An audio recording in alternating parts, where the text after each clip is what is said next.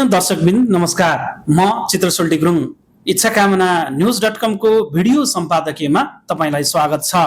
चितवनको इच्छाकामना गाउँपालिकाका प्रमुख प्रशासकीय अधिकृत चन्द्रकान्त बस्नेतमाथि कार्यकक्षमै भएको कुटपिटको घटना केवल एक व्यक्तिमाथिको आक्रमण होइन, यो सार्वजनिक प्रशासन, कानुनी शासन र लोकतान्त्रिक संस्कृतिमाथिको गम्भीर प्रहार हो।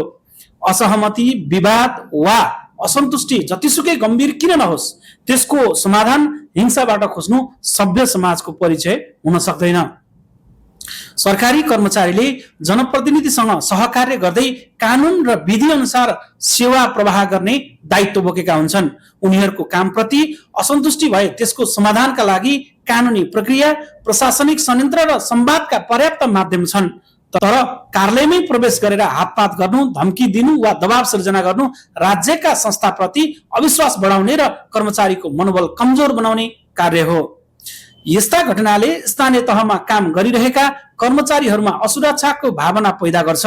परिणामस्वरूप सेवा प्रवाह प्रभावित हुन्छ, निर्णय प्रक्रियामा अनावश्यक दबाव बढ्छ र सुशासनको आधार नै कमजोर बन्न पुग्छ। कुनै पनि कर्मचारीले आफ्नो कार्यस्थलमा सुरक्षित महसुस गर्न नसक्ने अवस्था लोकतान्त्रिक शासन प्रणालीका लागि शुभ संकेत होइन।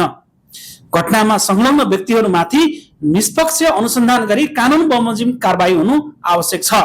राजनीतिक पहुँच, सामाजिक प्रभाव वा अन्य कुनै पनि आधारमा दोषीलाई उन्मुक्ति दिने प्रवृत्तिले भविष्यमा यस्ता घटनालाई थप प्रोत्साहन दिन सक्छ। त्यसैले कानुन सबैका लागि समान रूपमा लागू भएको अनुभूति गराउनु राज्यको पहिलो जिम्मेवारी हो। यससँगै स्थानीय तहमा जनप्रतिनिधि र कर्मचारी बीच आपसी सम्मान, समन्वय र संवादको संस्कृतिलाई थप मजबुत बनाउन पनि आवश्यक छ। मतभेद हुनु स्वाभाविक हो, तर त्यसको समाधान विधि, विवेक र वार्ताबाट खोजिनुपर्छ, बल प्रयोगबाट होइन। इच्छाकामना गाउँपालिकामा भएको यो घटना सम्पूर्ण देशका लागि चेतावनी हो। यदि सरकारी कार्यालयहरू नै हिंसाको थलो बन्न थाले भने सुशासन, विकास र नागरिकको विश्वास सबै सङ्कटमा पर्न सक्छ। त्यसैले यस घटनाको स्पष्ट सन्देश हुनुपर्छ कि हिंसाको कुनै औचित्य छैन, कानुन भन्दा माथि कोही छैन र सार्वजनिक सेवामा खटिएका कर्मचारीहरूको सुरक्षा राज्यको अपरिहार्य दायित्व हो।